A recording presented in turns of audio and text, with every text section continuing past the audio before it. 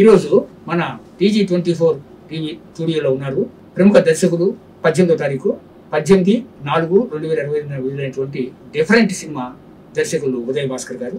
ఈరోజు మీరు ఈ డిఫరెంట్ సినిమా గురించి మా ప్రేక్షకుల కోసం కొన్ని ప్రశ్నలు మిమ్మల్ని అడగలుగుతున్నాం.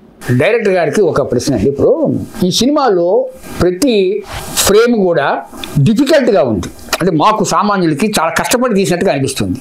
మీరు ఎక్కడ బాగా డిఫికల్ట్ ఫీల్ అయ్యారు, ఏ రకమైన కెమెరా వాడారు, కెమెరా మన గురించి కొద్దిగా చెప్తారా? ఈ సినిమాకి నేను కొమోటో డ్రాగన్ వాడాను. కొమోటో డ్రాగన్ కంప్లీట్ గా గింబల్. మీరు సినిమా చూసినట్లయితే ఎక్కడ స్టడీ షాట్ ఉండదు, మొత్తం హ్యాండిల్ లోనే ఉంటుంది కెమెరా. అలాగే ఈ భాస్కర్ అనే అతను నాతో దాదాపు ఒక 20 years నుంచి ట్రావెల్ చేస్తున్నాడు. కెమెరామెన్ అండి. నాతో పాటు 4-5 నంది అవార్డులు తీసుకున్నాడు అతను. రాఘవేంద్రరావు గారిది నారదల్లీలు, కోదండరావుది పురాణ గాథలు, ఇలాగ పెద్ద పెద్ద దర్శకుల దగ్గర టీమ్ లోనే చేశాడు. EMC దొర సంరాధి, సతీష్ సులోచన, మహాభారతం, ఇవన్నీ ఎక్స్ట్రాడినరీ కెమెరామెన్, చాలా మంచి కొట్టాడు. అయితే నేను సర్వసాధారణంగా కెమెరామెన్లు అనగానే క్లోజ్ అనగానే వెనకాల లైట్ పక్కనే 2 లైట్లు వేసేసి తీసేస్తారు. కానీ ఈ సినిమాలో నాకు కంప్లీట్ గా ఇంగ్లీష్ టింట్ కావాలి. అందుకని మేము కొన్ని అతను కోరుకున్నటువంటి ఏదో కూల్ లైట్లు అడిగాడు, ప్యాన్ లైట్లు అడిగాడు, లైటింగ్ సిస్టమ్ లోనే మేము తీసుకొచ్చాము. అలాగే అతను అడిగినటువంటి కొమోటో డ్రాగన్ కెమెరా ఇప్పించాను. నాకు ఏం కావాలో, నాకు లైట్ ఎలా కావాలో, ఇప్పుడు ఏ కెమెరామెన్ కూడా ఎంత గొప్ప కెమెరామెన్ అయినా కానీ ఏ కెమెరామెన్ కి ఆ షాట్ ఏంటి, ఆ షాట్ వాల్యూ ఏంటి, ఆ షాట్ ఎలా ఉందన్నో తెలీదు. డైరెక్టర్ చెప్పాలి దాని మూడ్ ఏంటి అన్నది. ఆ మూడ్ని బట్టి లైట్ చేస్తారు. ఈ సినిమా అన్నది ఏంటంటే ఒక మూడ్ లో జరుగుతుంది, ఒకే నైట్ లో ఒక మూడ్ లో జరుగుతుంది. కాబట్టి మేము మాక్సిమం నేను లైట్లు ఇప్పుడు ఈ సెట్ లో ఉన్న లైట్లు ఎలా ఉన్నాయో అలాంటి లైట్లలోనే వెళ్ళాను. అయితే దానికి కూడా అతను చాలా కష్టపడి ఆ లైటింగ్ మీద చేసాడు కాబట్టి ఇవాళ అతనికి అంత గొప్ప పేరు వచ్చింది. అయితే ఇక్కడ డ్రోన్ కెమెరా ఎక్కడ వాడారండి? డ్రోన్ వాడాం. అసలు డెత్ సీన్ లోను అక్కడక్కడ నేను అంటే ఇప్పుడు డ్రోన్లు ఇవి పిచ్చి పిచ్చిగా వాడకూడదు సార్, ఎక్కడ అవసరం అక్కడే వాడాలి. అంటే హీరో క్లోజ్ గా డ్రోన్ ఎందుకు? ఇప్పుడు ఏంటంటే ప్రతి పనికి మాలిన దానికి డ్రోన్ ఉంది కదా అని వాడేయటమే.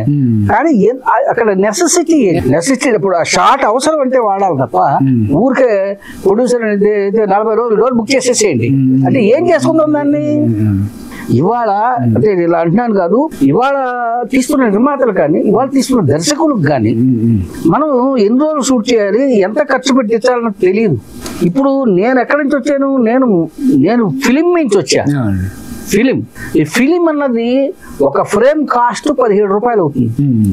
మనం ఎంత ఫిలిం వేస్ట్ చేస్తే అన్ని లక్షలు పోయినట్టే లెక్క. కమలాకర్ కామేశ్వరరావు గారు పాండవ వనవాసం సినిమా తీస్తున్నప్పుడు అతను అవసరమైన దానికన్నా 600 అడుగులు ఎక్కువ యూజ్ చేశాడు. అది కూడా కమలాకర్ కామేశ్వరరావు సంబంధం లేదు. అందులో రంగారావు గారి దగ్గర ఘోషయాత్రకు వచ్చినప్పుడు హేమమాలితో ఒక సాంగ్ చేశారు. ఆ సాంగ్ కోసం ఇంకో 600 feet ఎంతో ఎక్కువ ఖర్చు పెట్టాల్సి వచ్చింది. వాటిలో బెల్జియం నుంచి రావాలి. దానికి అది కమలాకర్ కామేశ్వరరావు గారు తప్పని చెప్పి సినిమా నిర్మాతలు 6 నెలల పాటు కామేశ్వరరావు గారిని బహిష్కరించారు. నాకు తెలిసే విషయం. ఫిలిం అంటే అంత కాస్ట్లీ ఎఫైర్. అక్కడి నుంచి వచ్చాను నేను. అందువలన నేను ఎంత షూట్ చేయాలి, ఎన్ని రోజులు షూట్ చేయాలి, అది ఫిలిం కావచ్చు, డిజిటల్ కావచ్చు, ఫిలిం కావచ్చు, డిజిటల్ కావచ్చు, అంతే షూట్ చేస్తా. నేను పేపర్ మీద ఏదైతే రాశానో అదే ఉంటుంది. అంతే ఊరికే తీసి కట్ చేసి పారేసాం అనుకోండి, ప్రొడ్యూసర్ నష్టపోతాడు. దానివల్ల ఎప్పుడు కూడా షూటింగ్ డేట్లు ఎన్నైతే మనం తక్కువ చేస్తున్నామో అంత ప్రొడ్యూసర్ మిగులుతాడు. బహుశా నేను 20 రోజులు బడ్జెట్ చేసి 19 రోజుల్లో చేసాను అనుకోండి, 20వ రోజు బడ్జెట్ ప్రొడ్యూసర్కి మిగిలినట్టు. నేను 20 రోజులు అన్నది 21 రోజు చేశాను అనుకోండి, ఆ 1 రోజు బడ్జెట్ ఎక్కువ. ఈ బడ్జెట్ కాల్కులేషన్ అన్నదే ఇవాళ సినిమా ఇండస్ట్రీలో లేకపోవటం వల్ల ఒక చిన్న సినిమా కూడా 5 కోట్లు 10 కోట్లు ఖర్చు పెడుతున్నారు. బాగానే ఉంది, కానీ ఆ సినిమా ఆడట్లేదు అనుకోండి, అంతట్లో ప్రొడ్యూసర్ ఆగిపోతున్నాడు, వెళ్ళిపోతున్నాడు. ఇది వరకు సంస్థలు ఉండేవి, విజయ సంస్థ, AVM సంస్థ, ఇలాంటి పెద్ద పెద్ద సంస్థలు ఉండి సినిమాలు తీసేవి. ఇవాళ వ్యక్తులు సినిమాకు వస్తుంది, మంచిదే. కానీ ఈ వస్తున్న వ్యక్తులకి ఈ సినిమా గురించి అసలు తెలీదు. దీంట్లో డైరెక్టర్ ఏం చేస్తాడో తెలీదు. ఇంకొకటి ఏంటంటే ఏదో 10 కోట్లు ఉన్నాయి, 3 కోట్లు ఖర్చు పెట్టి మా అబ్బాయిని హీరోగా చేసేద్దాం అంటే చేసేయడం, ఏదో ఒక వాల్ పోస్ట్ అసలు వాళ్ళ ఫిలిం నగర్ లో కానీ ఎక్కడైనా వాల్ పోస్టులు ఏం వేస్తున్నారో ఆ సినిమాలు ఏమిటో కూడా తెలియకుండా ఉన్నాయి. అయితే ఇప్పుడు లొకేషన్స్ ఎక్కడ తీశారు అసలు సార్? ఈ సినిమాకి నాకు వెల్కమ్ ప్రొడ్యూసర్ గారు బాంబేలో న్యూజిలాండ్ లో చేయండి అని చెప్పాడు. న్యూజిలాండ్ లో మీకు కెమెరా ఇప్పిస్తాను, అన్ని ఇప్పిస్తాను చెప్పాడు. సరే ఏమైందంటే అది కరోనా టైం, అంటే పాస్పోర్ట్లు కానీ వీసాలు కానీ న్యూజిలాండ్కి ఇవ్వాల. కానీ మేము ఏం చేసాం, న్యూజిలాండ్ కి మ్యాచ్ చేస్తూ నేను హైదరాబాద్ లోనే షూటింగ్ చేశాను. హైదరాబాద్ లోనే షూటింగ్ చేశా. అందులోను పరమ ఫేమస్ లొకేషన్ బూత్ బంగ్లాలో చేశాను. అది బూత్ బంగ్లా అని ఎవరన్నా గుర్తిస్తే అడగండి. లేదు, గుర్తించలేదండి ఈ విషయం. నేను బూత్ బంగ్లాలో తీసాను. న్యూజిలాండ్ కి మ్యాచ్ చేశాను నేను. న్యూజిలాండ్ లోనే ఎవరు అనుకోండి. అది ఏంటి, అది మన నాలెడ్జిని బట్టి ఉంటుంది. బూత్ బంగ్లాలో తీసారా? ఇప్పుడు మీకు అమెరికాలో షూటింగ్ కావాలా, నేను ఇక్కడే తీసి మిమ్మల్ని వాషింగ్టన్ డీసీలో కూర్చోబెట్టగలను నేను. అది రైటర్ అండ్ డైరెక్టర్ చేతిలో. అయితే దీనికి శంకర్రావు గారు నిర్మాత కదా, బడ్జెట్ ఎంత ఉంటుందండి చెప్పండి, పర్వాలేదు. దీనికి నేను అనుకోవటం ఏంటంటే ఫారిన్ ఆర్టిస్టులు వాళ్ళని వీళ్ళని తెచ్చారు కాబట్టి నేను ఒక 1.5 దాకా అయి ఉంటుంది అనుకుంటున్నాను. పాపం ఆయన సన్నడ్ శాండ్ లో పెట్టినప్పుడు దాదాపు 10 లక్షలు అయింది ఆయనకి పబ్లిసిటీకి. అంటే ఈ ప్రశ్న ఎందుకు అడుగుతున్నానంటే అండి, బడ్జెట్ ప్రశ్న మేము అడగకూడదు, ప్రేక్షకుడిగా బడ్జెట్ మాకు సంబంధం లేదు, సినిమా బాగుందా లేదా. అయితే ఎందుకు అడుగుతున్నానంటే తెలుగు సినిమా నుంచి ఇంగ్లీష్ సినిమాకి ప్రమోట్ అయ్యాం కాబట్టి, అంటే ఒక ఉదయ భాస్కర్ ప్రమోట్ అయ్యింది, తెలుగు వాళ్ళందరూ ప్రమోట్ అయ్యింటే అందరికీ ఆ ధైర్యం ఇచ్చేసారు మీరు సార్. ఇప్పుడు చెప్పేది పూర్తిగా క్వశ్చన్, ఈ డైరెక్ట్ సైడ్ ఎందుకు అడుగుతున్నానంటే, ఒక ఉదయ భాస్కర్ గారు ఈ పని చేశారు, మన ఊళ్ళో ఒక MBBS సీట్ వచ్చింది, మన వాళ్ళు చేయాలి రాయిద్దాం అనుకుంటారు కదా. అలాగే మన ఊళ్ళో ఒకడు క్రికెట్ టీంలో చేరాడు, ఇండియా టీంలో, మనం కూడా పంపిద్దాం అనుకున్నట్టుగానే రేపటి నుంచి ఉదయ భాస్కర్ గారు తీశారు, మనం కూడా తీద్దాం సినిమా అని డైరెక్టర్ ముందుకు వస్తారు. ప్రొడ్యూసర్ అదే 100 కోట్లు 1000 కోట్లు మనం పెట్టలేమా అంటారు. మీరు కరెక్ట్ చెప్తే మీరు ఒక మెసేజ్ ఇచ్చినట్టు అవుతుంది. ఏంటంటే మీరు ఇప్పుడు 1.5 crore అన్నారు, 2 కోట్లు వేసుకోండి. 2 కోట్లు తీసే ప్రొడ్యూసర్ చాలా మంది ఉన్నారు, వాళ్ళు రేపటి నుంచి ఇంగ్లీష్ సినిమాకి లైన్ కడతారు. అది మీకు పోటీయా కాదన్నది డజంట్ మ్యాటర్, కానీ మంచి స్ఫూర్తి. పోటీ అనడం కంటే స్ఫూర్తి అని అనుకుంటున్నాను. అందువల్ల బడ్జెట్ కరెక్ట్ చెప్పేసింది సార్. ఇప్పుడు జేమ్స్ కెమెరూన్ అవతార్ సినిమా తీశాడు, 8,000 కోట్లు ఖర్చు పెట్టి 8 సంవత్సరాలు కష్టపడి అవతార్ తీశాడు. అక్కడ ఒకడు నాలాంటి బుడబుక్కల డైరెక్టర్ ఒక చిన్న కెమెరా పెట్టుకుని, పెళ్లి కెమెరా పెట్టుకుని ఎర్నార్మల్ యాక్టివిటీ అని తీశాడు. జేమ్స్ కెమెరూన్ అవతారు 8 సంవత్సరాలు పట్టింది, 6 నెలల్లో తీసి సినిమా రిలీజ్ చేశాడు.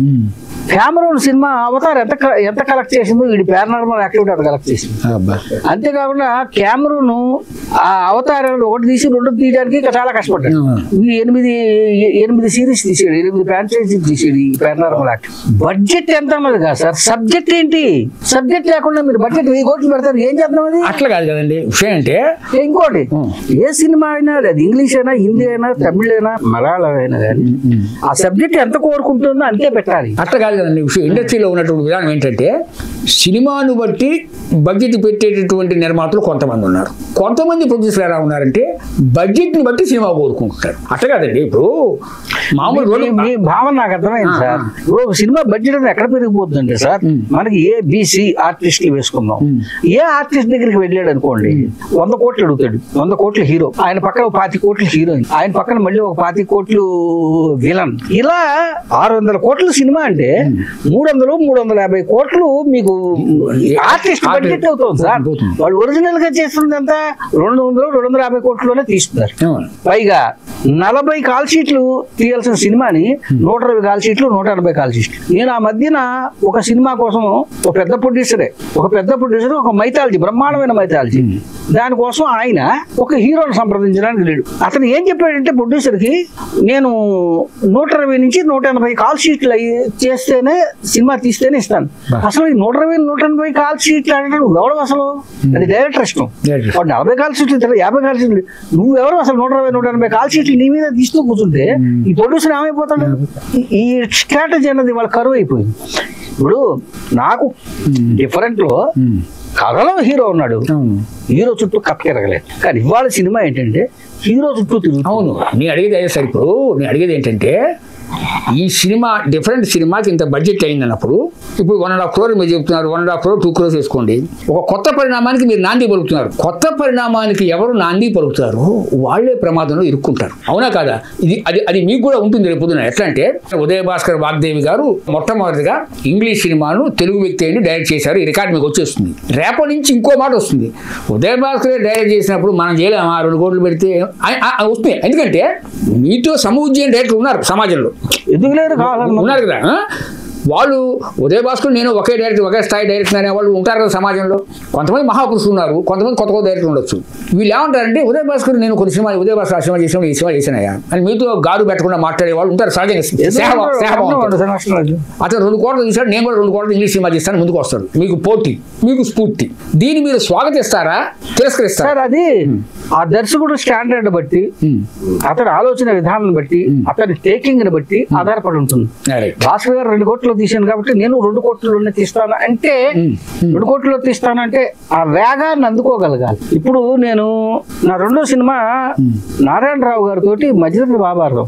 దీనికి ముందు రికార్డు ఎవరిదంటే విజయ నిర్మల్ గారు. విజయ నిర్మల్ గారు రోజుకి 30 నుంచి 35 షాట్లు తీసేవారు. టాప్ స్పీడ్ లేడీ డైరెక్టర్ అని ఆవిడ. నేనప్పుడు మధ్యతరగతి మహాభారతానికి డైరెక్ట్ చేస్తూ ఆల్రెడీ జీవన వేదం అనే సినిమా తీసిన డైరెక్టర్ అని నేషనల్ బెస్ట్ డైరెక్టర్ అయినా కానీ హనుమంతరావు గారు వాళ్ళు మధుసూదన్ రావు గారికి హిందీ రాదు అని చెప్పి లవకుశ సినిమాకి నన్ను ఇన్ఛార్జిగా వేశారు. ఎందుకంటే ఆ పద్మాలయలో అప్పుడు కొంత హిందీ వచ్చి వేదమని నేను ఒకటి.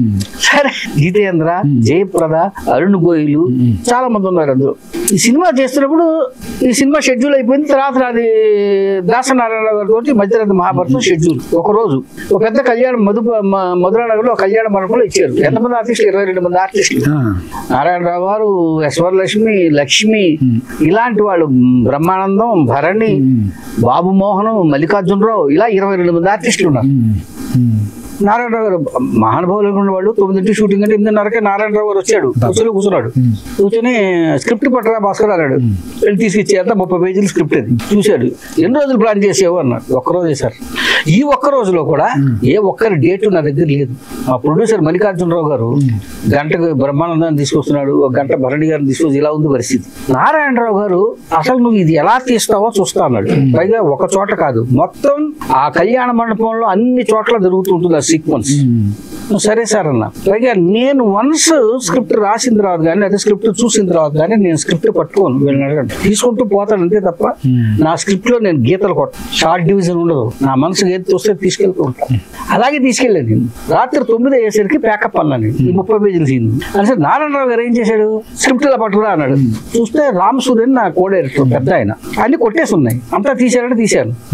నాకు టోటల్ సినిమా వద్దు, ఇవాళ తీసినంత వరకు రామానాయుడు ల్యాబ్లో వేసి చూపించారు ఎడిట్ చేసి. వాళ్ళని తీసింది 2400 అడుగులు, 180 షాట్ల స్పీడ్లో వెళ్ళాను.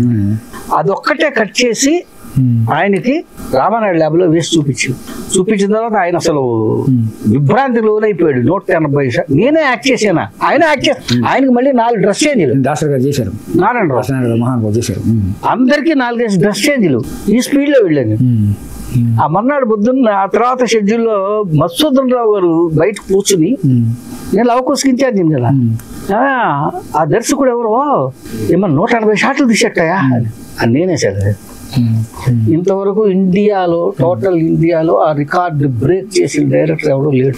ఈ మాట మీరు ఏ కెమెరామన్ అడిగినా చెప్తారు, ఏ కెమెరామన్ అడిగి.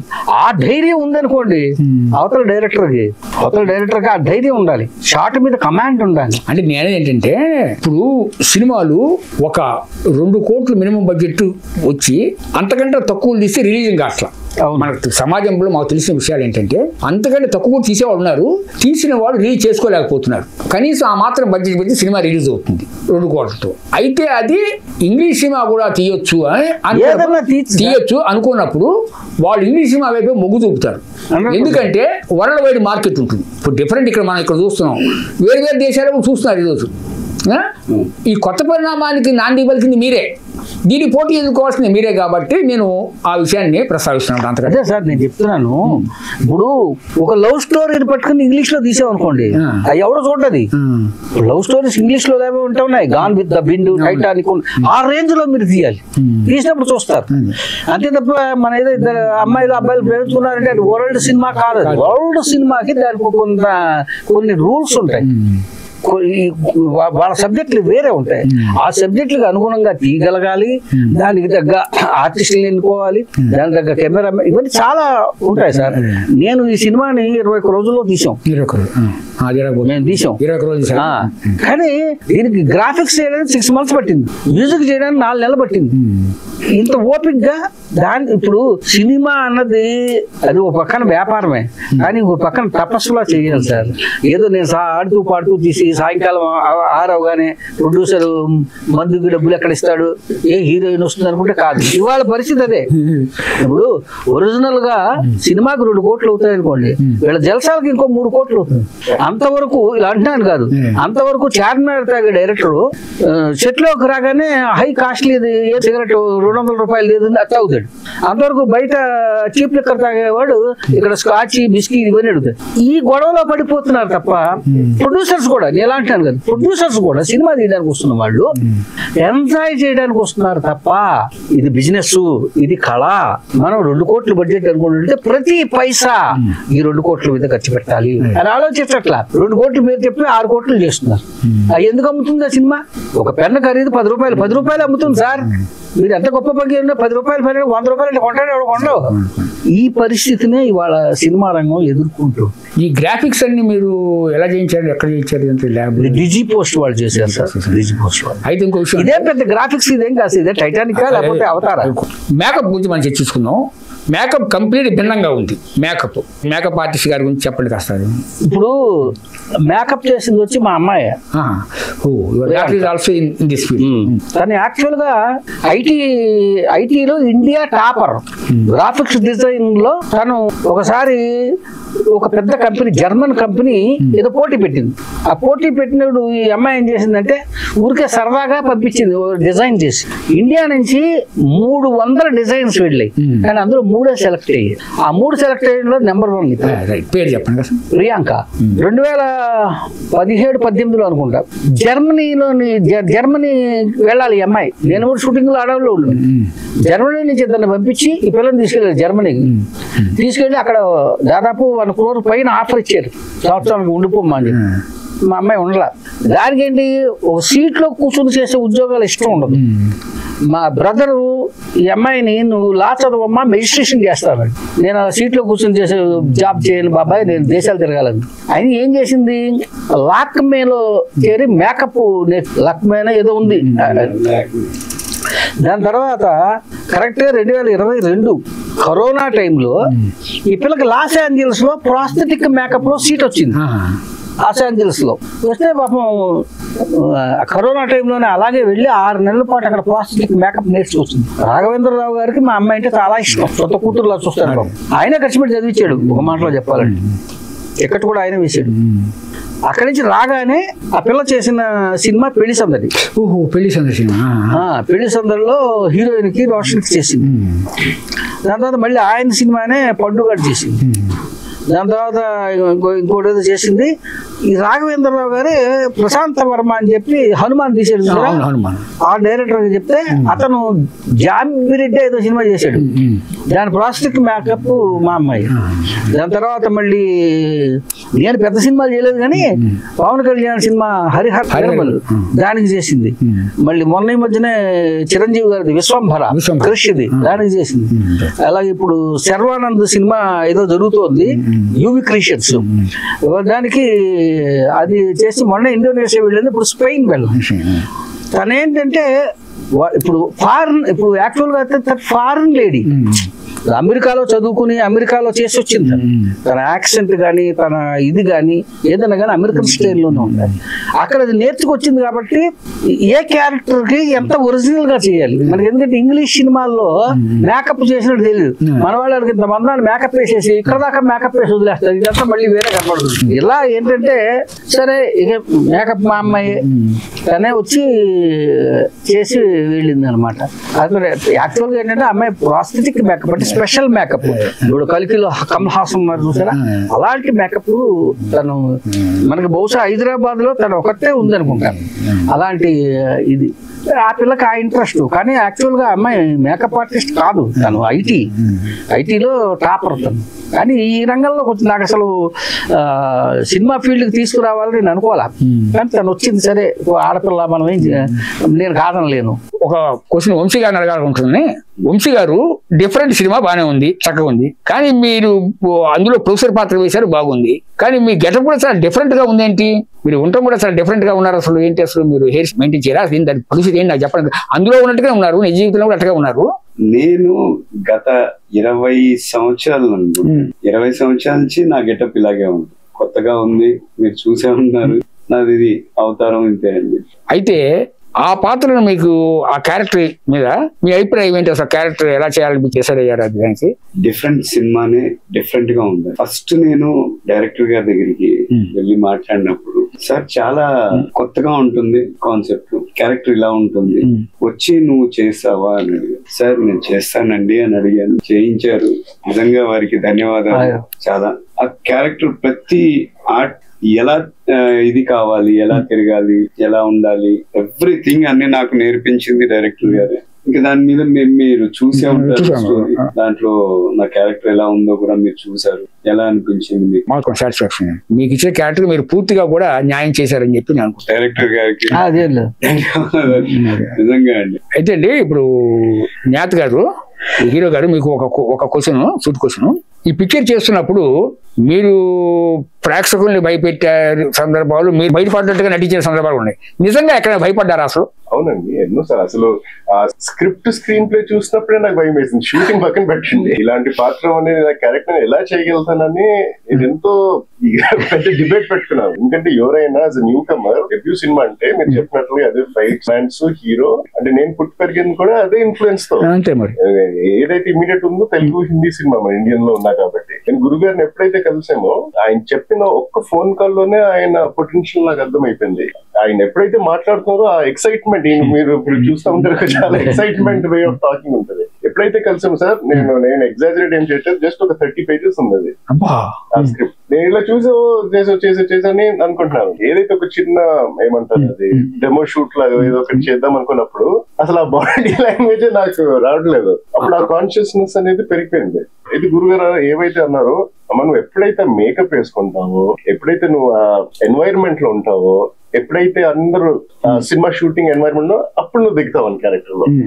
ఇప్పుడు ఏదైతే మీరు అనుకున్నది, ఇప్పుడు సింపుల్ సినిమా షూటింగ్ అంటే స్క్రిప్ట్ చూస్తాం, మేకప్ వేస్తారు, ఫైట్ మాస్టర్ ఉంటారు, డ్యూప్ ఉంటారు, ఇలా చెప్తా ప్రాంప్ట్ ఇస్తాను. అట్లా కాదు, మేము రియల్ గా ఒక్కొక్క సీన్ స్టడీ చేసుకుని ఒక వర్క్ షాప్ లాగా పెట్టి ఫారెన్ ఆర్టిస్ట్ తో మాట్లాడుకొని ఆ cameraman. One more thing sir, మనం షూట్ చేసిన అన్ని రియల్ టైం, అన్ని నైట్ ఎఫెక్ట్. ఎక్కడ నైట్ ఎఫెక్ట్ లైట్స్ వాడలేదు, స్టూడియో పోస్ట్ లో వాడలేదు. రియల్ గా 3 o'clock షూట్ చేసాం, బిట్వీన్ 12 to 3. సో అవన్నీ చూస్తే భయం వేసింది సార్. అయితే ఇప్పుడు మీరు మీ నటన మీద ఏ మహానటులు ఇన్ఫ్లుయెన్స్, తెలుగు నటుల, ఇంగ్లీష్ ఏదైనా చెప్పచ్చు మీరు? ఇంగ్లీష్ యాక్టర్ ఎవరు ఇన్ఫ్లుయెన్స్ మీద, ఎవరు మీ ఫేవరెట్, అసలు మీ ఫేవరెట్ యాక్టర్ ఎవరు? అంటే ఫస్ట్ టైం సార్ ని కలిసినప్పుడు అది వాకిన్ ఫీనిక్స్ జోకర్ ఎలా చేశారమ్మా సార్, ఆయన మేనరిజమ్స్ చూడండి. ఇప్పుడు చూసి ఇమిటేషన్ అనేది అర్థం చేస్తారు కెమెరా ముందు ఉంటే అదే. కానీ ఏదైతే మీరు ఆ సైకలాజికల్ పార్ట్స్ అన్నారు కదా, నేను అది స్టడీ చేశాను. అసలు మల్టిపుల్ పర్సనాలిటీ డిసార్డర్ ఏంటిది, అటెన్షన్ డెఫిసిట్ డిసార్డర్ ఏంటిదని, ఈ అబ్బాయి ఆ మోటివ్ ఏంటిది, అసలు ఎందుకని అట్లా చంపుతా ఉంటున్నాడు? Because is highly intelligent. ఆ ఇంటెలిజెన్స్, ఆ బ్రెయిన్ కెపాసిటీ ఆయన కంట్రోల్ చేయలేకపోతున్నాడు. ఒక మనిషికి అంత స్పీడ్ ఉన్నప్పుడు ఏదో ఒకటి చేస్తూ ఉండాలి. అయితే ఆ మోటివ్ పెట్టుకుంటే the natural reactions are what you see on screen. చెప్పారు కదా, ఎక్కడ యాక్ట్ చేయలేదు. ఎక్కడైతే పాత్రలో జీవించారు రియాక్షన్స్ తో అవి పండించినాయి. ఎవరికైనా కానీ ఇప్పుడు మనకైనా కానీ సబ్ కాన్షియస్ బ్రెయిన్ 100 దాటి వెళ్ళిపోతే మనం చాలా విచిత్రంగా ప్రవర్తిస్తూ ఉంటాం. అందుకే అందులో క్యారెక్టర్ చూడండి, సబ్ కాన్షియస్ బ్రెయిన్ అబ్నార్మల్ 106 అంటాడు, ఇంటెలిజెన్స్ 106 అంటాడు. అంటే అంత ఇంటెలిజెన్స్ కి మనం వెళ్ళిపోయినప్పుడు మన బిహేవియర్ మనకు తెలియదు, ఐదర్ మెంటల్ అన్నా వచ్చేస్తుంది ఆరు చాలా విచిత్రంగా బిహేవియర్ ని చేస్తారు. పైగా ఇంకోటి మెయిన్ పీటర్ పాన్ సిండ్రోమ్ అనేది దాని మీద ఎక్స్ప్లోర్ చేశారు. అది ఐ థింక్ ఫస్ట్ టైం దాని మీద పీటర్ పాన్ సిండ్రోమ్ మీద ఫస్ట్ సినిమా ఇది. కథాపరంగా మై ఫాదర్ వాజ్ డెడ్ అని చెప్తారు కదా మీరు వచ్చి, తల్లిదండ్రులు చంపేసే విధానంలో ఇలా రక్త సంబంధికుల్ని చంపినటువంటి ఆ విధానం అయినప్పుడు దానికి సంబంధించి మీరు ఆ టైంలో ఎలా ఫీల్ అయ్యారు అసలు ఆ యాక్షన్ అప్పుడు?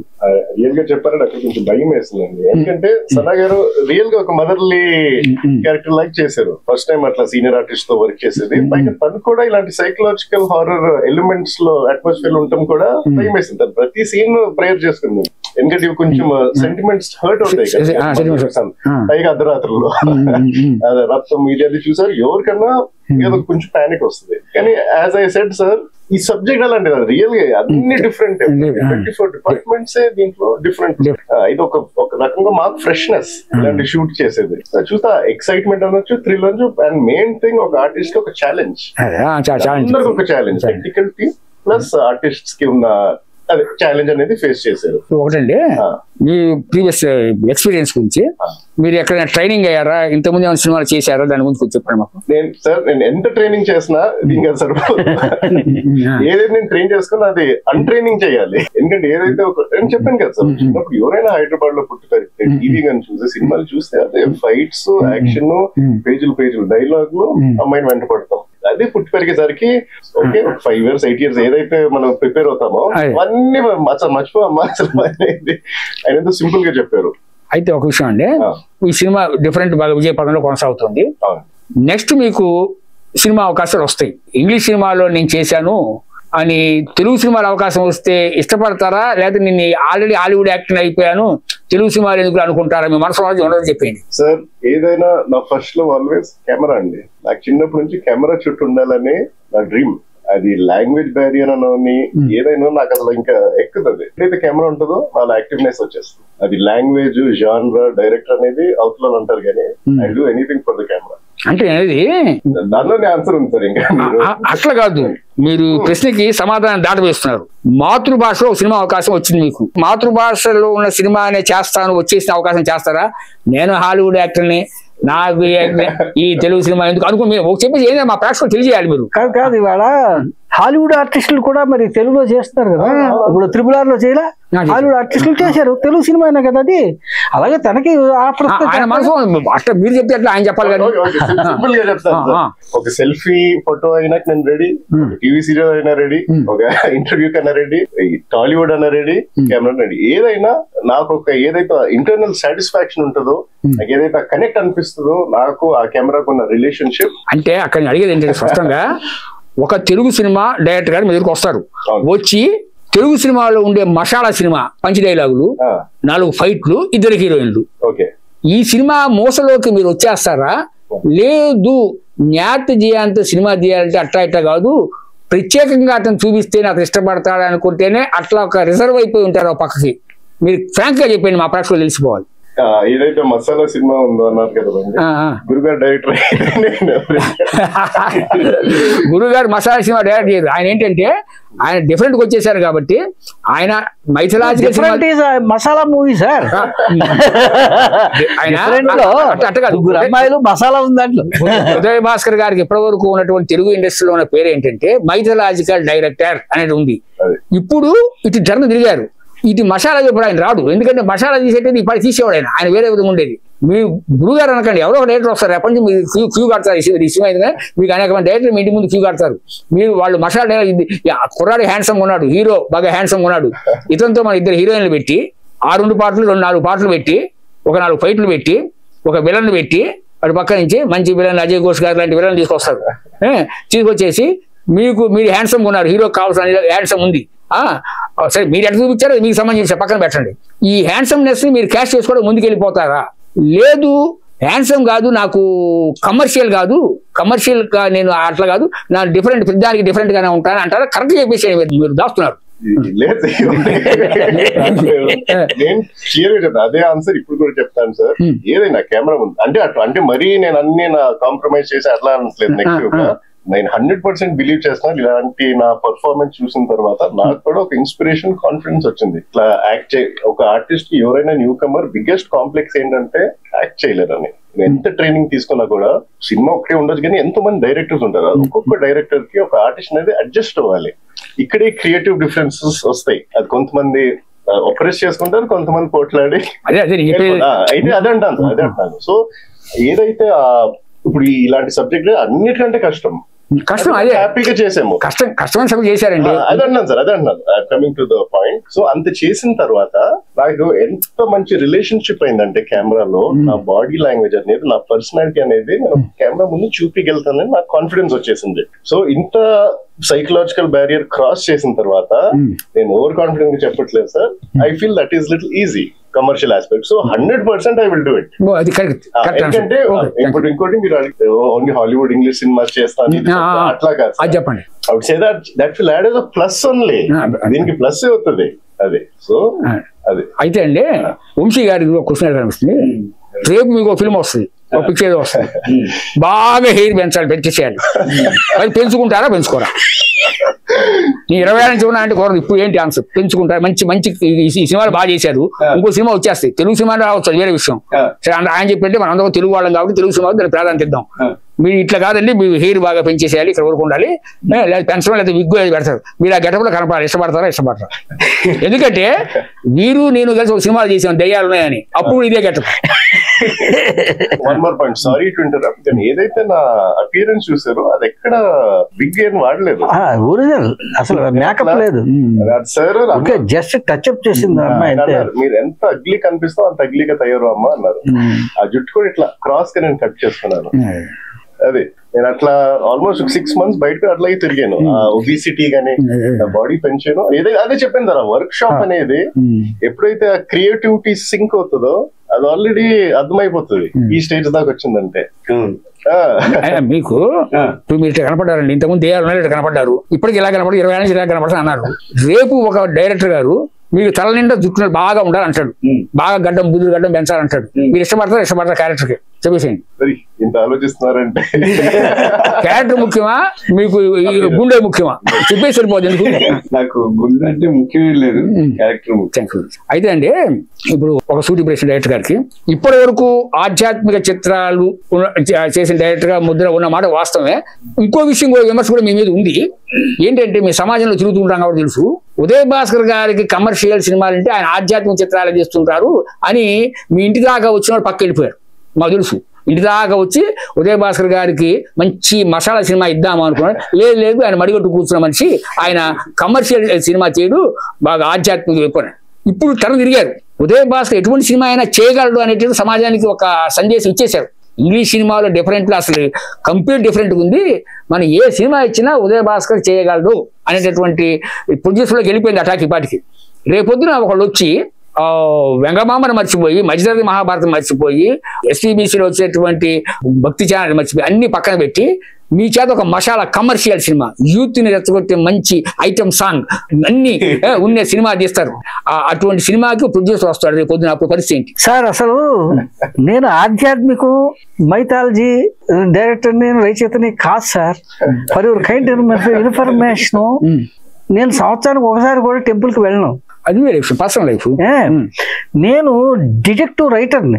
మద్రాసులో ఉన్నప్పుడు నేను 63 రచనలు చేశాను. నేను, కొమ్మూరి వేణుగోపాలరావు గారు, విశ్వప్రసాద్, ఇలా కొంతమంది, మధురాధర్, ఇలా ఒక 5-6 ఉండేవాళ్ళం. అందులోనూ చిన్నవాడిని నేనే. బుద్ధాయి పబ్లికేషన్స్ అనేవాళ్ళు ఏదన్నా 2 రోజుల్లో ఒక నవల రాయాలి అన్నప్పుడు మా బ్యాచ్ అందరినీ పిలిచేవారు. పిలిస్తే వీళ్ళంతా నాకన్నా చాలా సీనియర్స్. వీళ్ళు ఏం చేశారు, 2 రోజుల్లో నవల రాయాలి, వీడికి చెప్పండి అనేవారు. అప్పుడు నాకు చెప్పేవారు. నాకు ఎంత ఇచ్చేవారు? నవలకు 60 రూపాయలు ఇచ్చేవారు అప్పట్లో, 89-90లో. అప్పుడు 2 రోజులు ఒక నవల రాసిపారు. అంతరిక్షంలో అగంతకుడు అని టైటిల్ ఇస్తే రాసేయటమే దాని మీద. ఇలా సస్పెన్స్ నవల్లో సస్పెన్స్ చాలా రాశారు.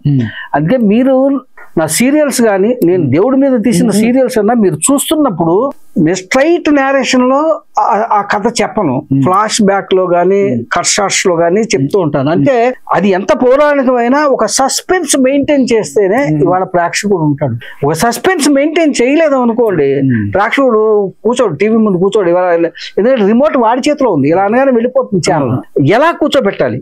ఇంకోటి ఏంటంటే సినిమా దర్శకుడికి సినిమా తీయటం చాలా తెలుసు, సినిమా తీయటం ఒప్పించడం చాలా తేలిక. ఒక సీరియల్ డైరెక్టర్కి సీరియల్ ఒప్పించడం చాలా కష్టం. ఎందుకు? ఒక సినిమా దర్శకుడు 2 గంటల్లో తేల్చేస్తాడు కథని, కానీ సీరియల్ డైరెక్టర్ అలా కాదు. ప్రతిరోజు సస్పెన్స్ పెట్టాలి, ఒక్కొక్కసారి ప్రతి బ్రేక్ లోనూ సస్పెన్స్ పెట్టాలి. ఈ సీరియల్ ఈ ధారావాహిక 1000 ఎపిసోడ్ అవుతుందో 2000 ఎపిసోడ్ ఎవరికి తెలియదు. ఈ సస్పెన్స్ మెయింటైన్ చేస్తూ వెళుతున్నారు చూసారా, ఈ దర్శకుడు అందరికీ హ్యాట్స్ ఆఫ్. అలా సస్పెన్స్ డైరెక్టర్ నేను. అందువలన ఏంటంటే నేను చాలా కాలం నన్ను నేను మైథాలజీలు పద్మాలయ వాళ్ళు తీసుకొచ్చారు నన్ను మైథాలజీ. శేషరావు గారు జేవీఆర్ హనుమాన్ చేస్తూ ఆయన మధ్యలో వదిలేసి వెళ్ళిపోయినప్పుడు హనుమంతరావు గారు, బంగారు గారు, కృష్ణ గారు ఎవరు మైథాలజీ తీసేవాళ్ళు ఎవరు ఉన్నారంటే అప్పట్లో నేను వాళ్ళకి మధ్యతరగతి మహాభారతం నారాయణరావు గారు నన్ను తీసుకొచ్చి మైథాలజీ జేవీఆర్ హనుమాన్ తీయమన్నారు. దారా సింగ్, బిందు సింగ్, జయశ్రీ గారికి చాలా పెద్ద పెద్ద ఆర్టిస్టులు, వాళ్ళందరితో నేను జేవీఆర్ హనుమాన్ చేశాను. ఇక అక్కడ నుంచి నా మీద మైథాలజీ డైరెక్టర్ అని ముద్ర పడిపోయింది. వాస్తవం అది ముద్ర పడిపోయింది. కానీ ఒరిజినల్ గా నా మనసు మైథాలజీది కాదు, అది కాదు సస్పెన్స్ థ్రిల్లర్. విషయం ఏంటంటే జ్ఞాత్ గారు, ఇప్పుడు ఒక విషయం, ఈ సినిమా మీరు చేస్తున్నప్పుడు మీకు బాగా కష్టతరమైన అంశం ఏంటి? డిఫికల్ట్గా మీరు ఏ సీన్ చేశారు అది చెప్పగలరా?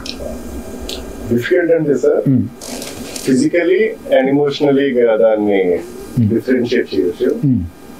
ఫిజికల్ ఏంటంటే సార్ స్టార్టింగ్ లోనే ఎప్పుడైతే వాళ్ళ అమ్మ దగ్గరికి వెళ్ళి ఎవరు చంపడానికి అని అనిపిస్తారు, ఎవరు లేదు పాడుకోండి, ఆ హీరో అబ్బాయి ఆ స్టెప్స్ నుంచి రోలింగ్ అయి పడిపోతారు. దానికి ట్యూబ్ వాడలేదు, అవి స్టెప్స్ కూడా సాఫ్ట్ మెటీరియల్ స్టంట్ మాస్టర్ ఏం వాడలేదు. రియల్ గా 10-15 సార్లు పడ్డాను.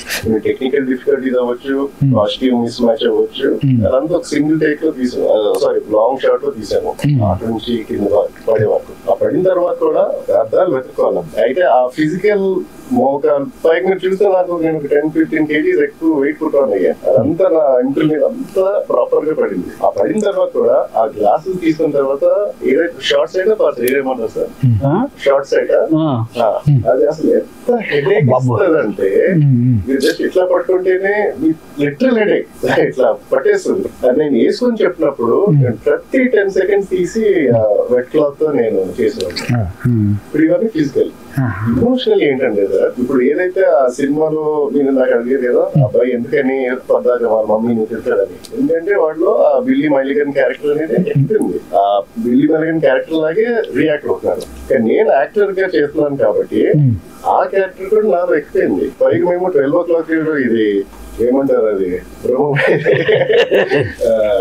దయ్యం టైంలో మేము షూట్ చేస్తే అవి నేను తీసుకుని ఇంటికి వెళ్తున్నాను. మరి ఇది ఎప్పుడైతే అట్లా బిగిసిపోతున్నానో, ఏడుస్తున్నానో, ఎవరో నన్ను చంపడానికి ఒకటి ఉంది సార్. యాజ్ పర్ సైన్స్ ఏదైతే మనం రిపిటేషన్ చేస్తానే ఉంటే మనలో ఎక్కువవుతుంది. అది సైన్స్ ప్రూవెన్. అదే ఇన్ఫ్లుయెన్స్ అనేది. ఇప్పుడైతే రోజు షూటింగ్ అయిపోయిన తర్వాత నాకు కూడా అట్లా అనిపించింది, ఈ సీన్ భలే ఉంది, హ్యాపీగా ఇంకోసారి చేస్తే బాగుంది. హ్యాపీనెస్ ఇప్పుడు బాధ చెప్పారు కదా, హ్యాపీనెస్ గా ఉన్న సీన్ ఉందా? హీరోయిన్స్ తో రొమాన్స్ ఉన్నమాట ఉన్నట్టు చెప్పారు. Thank you very much. Vamsi గారు, మీ పాత్ర క్యారెక్టర్ మంచి ఇంపార్టెంట్ క్యారెక్టర్, అంతవరకు మేము అభినందిస్తాం, బాగుంది, చక్కగా చేశారు. కానీ నిడివి తక్కువ ఉంది, లెంగ్త్ తక్కువ ఉంది కదా. మీరేమన్నా మిగతా క్యారెక్టర్ కంటూ నిడివి తక్కువనే ఉంది. మెయిన్ క్యారెక్టర్ ఇదే, ఒక విధంగా చెప్పాలంటే నిడివి తక్కువ ఉంది. ఇన్ఫీరియారిటీ ఫీల్ అయ్యారా? నాకు ఇన్ఫీరియారిటీ ఫీల్ ఏం కాలేదండి. సార్ చేయించినంత సేపు ఆ క్యారెక్టర్ ఎంతసేపు అయితే ఉందో సేపు చేశాను నేను. నాకు చాలా హ్యాపీగా ఉందండి.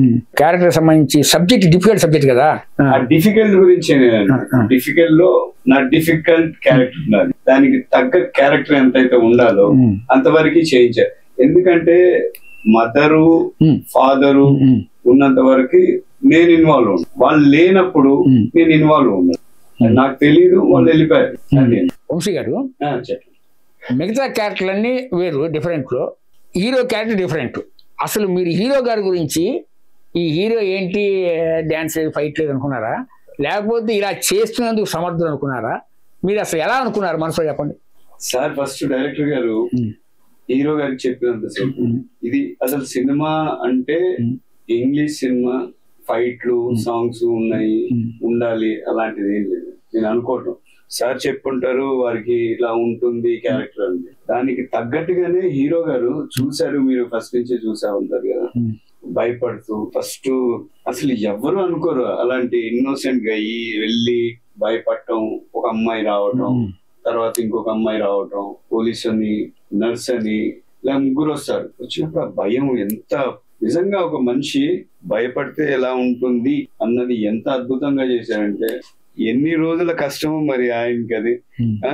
ఆ కష్టాన్ని కూడా అంత మంచిగా ఇంప్లిమెంట్ చేశారు. దాని డైరెక్టర్ గారు కూడా చేయించుకున్నారు. చాలా అద్భుతం. తర్వాత మళ్ళీ ఇలా ఇంటర్మిషన్ ఉంటుంది కదా, ఇంటర్వెల్ తర్వాత భయపెట్టటము, వాళ్ళని భయపెట్టడం, వాళ్ళని ఎలా చంపాడు, అది చంపుతున్నప్పుడు ఎలా ఉంది. ప్లస్ ఇంకోటి నాకేంటంటే దీంట్లో ఒక చోట బట్టలు ఇప్పేసి వస్తారు, స్నానం చేసేటప్పుడు బట్టలు ఇప్పేసి వస్తారు. అది కూడా ఎంత అద్భుతంగా సృష్టించారు డైరెక్టర్ గారు. చూసారు. అండ్ నటనకి నేను దాసోహం అయిపోయాను అసలు. యాక్చువల్లీ హీరో గారికి అద్భుతం ఉంది, ఎక్సలెంట్. నేను చెప్పటం మట్టుకైతే హీరో గారు బాగా అద్భుతంగా చేశారు. డైరెక్టర్ గారు కూడా బాగా చేయించారు. దీనికి అంతటికి మూల కారకుడు డైరెక్టర్ గారు. ఇప్పుడు రచయితగా మా మనసులోంచి ఒక క్యారెక్టర్ పుట్టినప్పుడు ఆ క్యారెక్టర్ ఎలా ఉండాలి, ఎలా డిజైన్ చేయాలని మేము ఆలోచిస్తాం. దానికి ఆర్టిస్ట్ కూడా 100% సహకరించాలి. 100% ఆర్టిస్ట్ పాత్ర నేను అనుకోవాలి తప్ప నేను ఈ పాత్రను చేస్తున్నాను అనుకుంటే అది పండదు. ఇంతమంది ఆర్టిస్టులు ఉన్నా కమల్ హాసన్ కి అంత మంచి పేరు రావడానికి గల కారణం ఏంటంటే, ఆయన ఈ క్యారెక్టర్ నేను అనుకుంటాడు తప్ప నేను ఈ క్యారెక్టర్ చేస్తున్నాను అనుకోడు. చాలా మంది మనకు నటులు ఉన్నారు. రైతే కమల్ హాసన్ నటిస్తున్నప్పుడు మనకి కమల్ హాసన్ క్యారెక్టర్ లో ఉంటాడు తప్ప ఆ క్యారెక్టర్ కమల్ హాసన్ చేస్తున్నాడు అన్న ఫీల్ కలగనిపడదు. క్యారెక్టర్ కనపడుతుంది, కమల్ హాసన్ కనపడదు. అది సీరియస్ అయినా సిల్లీ అయినా ఏదైనా. అలాగే ఇక్కడ మీకు న్యాష్ లో ఏంటంటే బాబే కనపడతాడు, న్యాష్ కనపడదు. అంటే న్యాష్ ఆ బాబ్ క్యారెక్టర్ లో అంత ఇన్వాల్వ్ అయ్యాడు. ఇప్పుడు ఆ మెంటల్ ఆసుపత్రి దగ్గరించి వచ్చేసేసి తల్లి దగ్గర ఫోన్ లాక్కుంటాడు. ఆ క్యారెక్టర్ లో వాడి మనస్తత్వం ఏంటంటే, వాడు జస్ట్ లైక్ ఒక 5-6 సంవత్సరాల కిడ్ అంతే. వాడు ఏం చేస్తున్నాడు వాడికి తెలియదు. సెల్లను పట్టుకెళ్ళిపోయి విసిరేసి చాలా సింపుల్ గా చెప్తాడు, ఐ కిల్ డాడ్. తను ఏం చేస్తున్నాడు, ఎలా ప్రవర్తించు అంటే తను కంప్లీట్ గా ఆ క్యారెక్టర్ లో ఇన్వాల్వ్ అయిపోయాడు. కాబట్టి మీరు అక్కడ న్యాష్ని చూడరు, బాబ్ మన్రాజ్ గిల్నే చూసారు. ఆ క్యారెక్టర్ ని అంత గొప్పగా చేయగలిగాడు. ఇవాళ కాదు, ఇప్పుడు పైగా ఏంటంటే మనం ఒక్కొక్క సినిమాని చూడగానే ఇది ఓల్డ్ సినిమా అని ఒక ఫీల్ వస్తుంది. కానీ ఈ డిఫరెంట్ సినిమాని 10 సంవత్సరాలు పోయిన తర్వాత మీరు చూసినా అంతే పెప్పు. రేపు పొద్దున్న న్యాష్ పిల్లలు చూసినా అది ఇవాళ కాక నిన్న తీసినట్టే ఉంటుంది. ఆ కాన్సెప్ట్ అలాంటిది. ఆ కాన్సెప్ట్ లోకి తాను మలుచుకున్నాడు. ఎప్పుడైతే షార్ట్ లోకి వస్తాడో తను బాబ్ లా ప్రవర్తించాడు తప్ప న్యాష్ లా ప్రవర్తించాడు. ఆ క్యారెక్టర్ లోకి ఇన్వాల్వ్మెంట్ అన్నది అంత ఉండాలి. పైగా ఇది నేను హీరోని అనే ఈ పంద లేదు అక్కడ. నేను క్యారెక్టర్, నేను బాబ్ని. ఆ బాబ్ ఎంతవరకు ఎలా ఉంటాడో అలాగే బిహేవ్ చేసింది ఆ క్యారెక్టర్.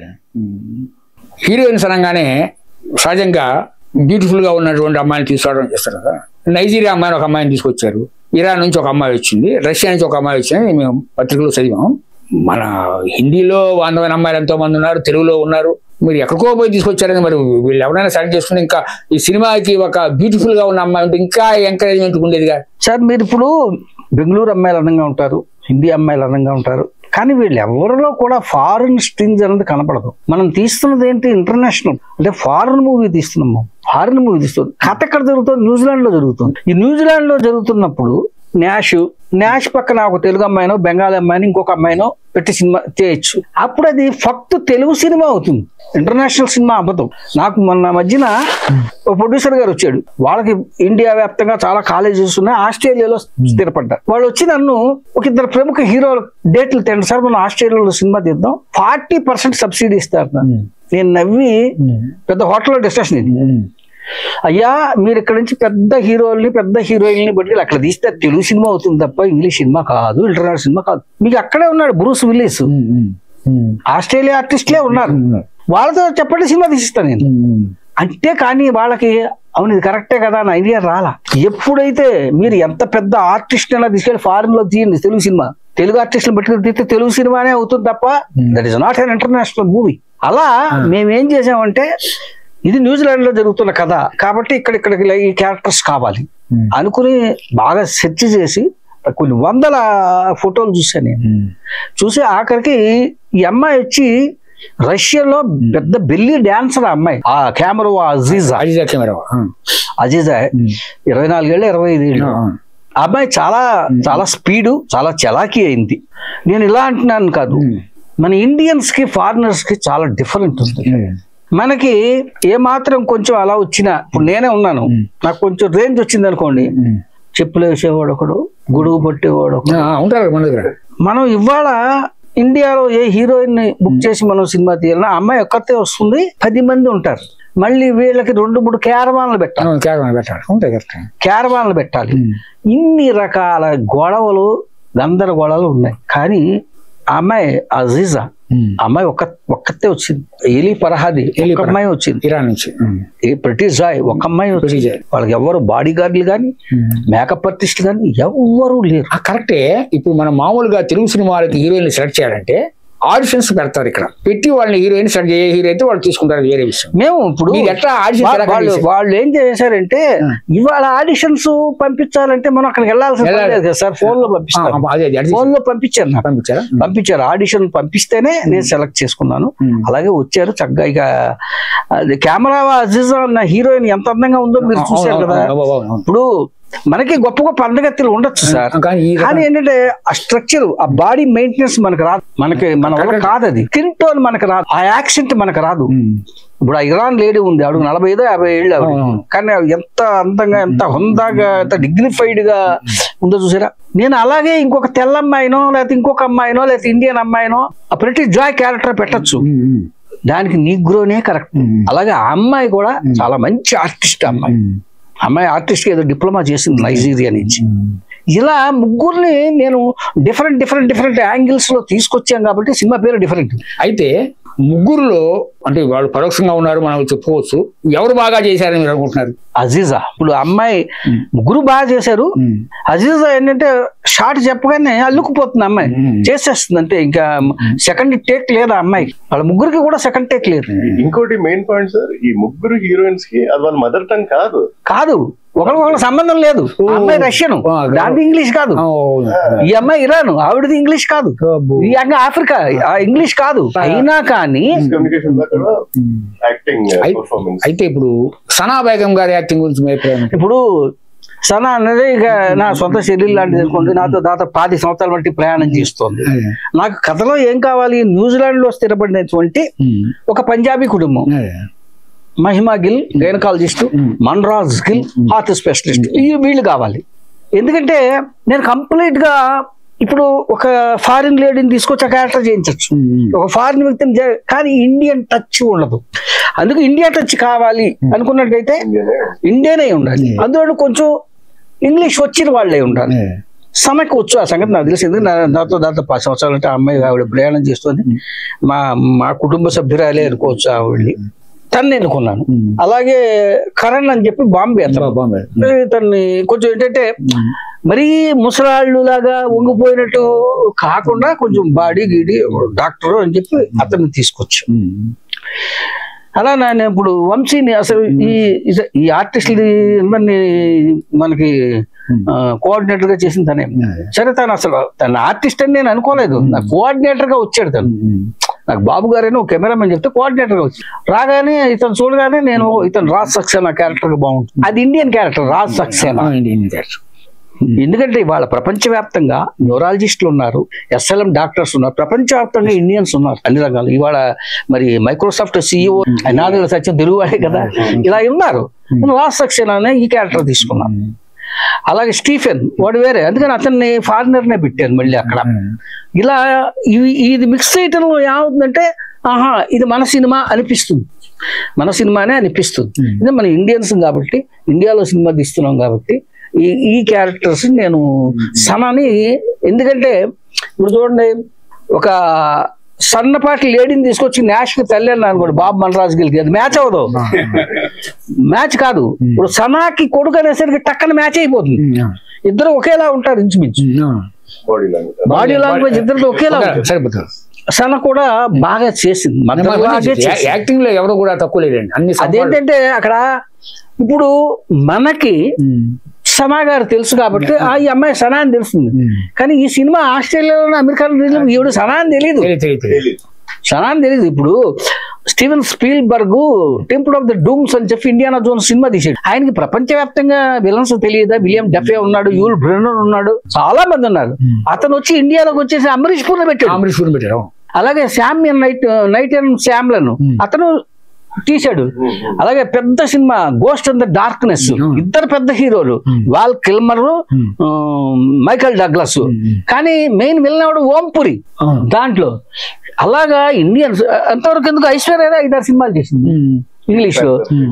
అలాగే నిన్నగాక మొన్న XXX విన్ డీజిల్ అంటే పెద్ద ఆర్టిస్ట్, అతను చూసి అమ్మాయి డీప్ గా పడుకున్న చేయలా XXX. ఇలా వాళ్ళు మన పిల్లల్ని మన ఆర్టిస్టులు చేస్తున్నప్పుడు మన ఆర్టిస్టులు మనం ఎంకరేజ్ చేసుకోవాలి కదా. అందుకే నేనేంటంటే సనా అయితే కరెక్ట్ గా తెలియలా ఉంటుంది. నాకు చాలా మంది ఇప్పుడు రాగిణి తెలుసు, అనురాధ తెలుసు, లేకపోతే సూర్యప్రభ, చాలా మంది ఆర్టిస్టులు నాతో చేసిన వాళ్ళు ఉన్నారు. కానీ దానికి పర్ఫెక్ట్ సనా అనుకుని మేము సనాన్ని తెచ్చి ఆ క్యారెక్టర్ చేయించాం సార్. అలాగే ఇక ఆ ముగ్గురు అమ్మాయిల గురించి అది ఎంత చెప్పినా తక్కువ అవుతుంది. అంత సింపుల్, బాగా చేసిన, అంత సింపుల్.